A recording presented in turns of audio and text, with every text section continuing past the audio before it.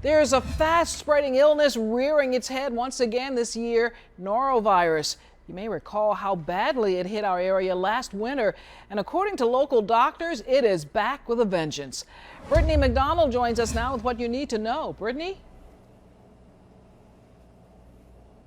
Well, Sabrina, norovirus is gastrointestinal. It's very contagious, and once it hits anyone around you, hard to avoid. There's no vaccination or specific medication, so the only real prevention is washing your hands.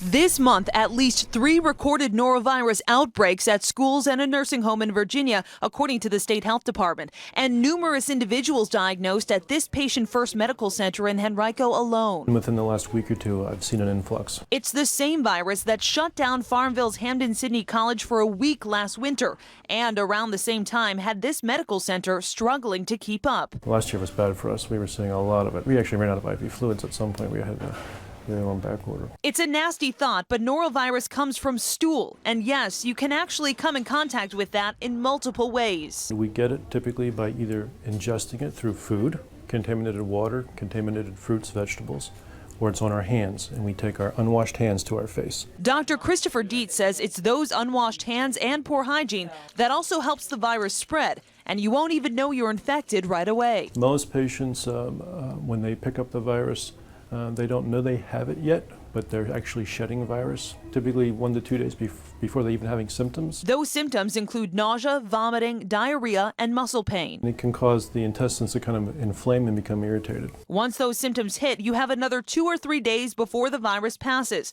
Staying hydrated is the key to recovery, and to avoid passing the misery on to others, it's best to just stay at home. And some things that you can do: clean your desk at work or your spaces at home. Use hand sanitizer if you're in a bind. But of course, again, that best option is washing your hands thoroughly with hot water and soap. And if you notice symptoms, see your doctor right away. On your side, Britni McDonald, NBC 12.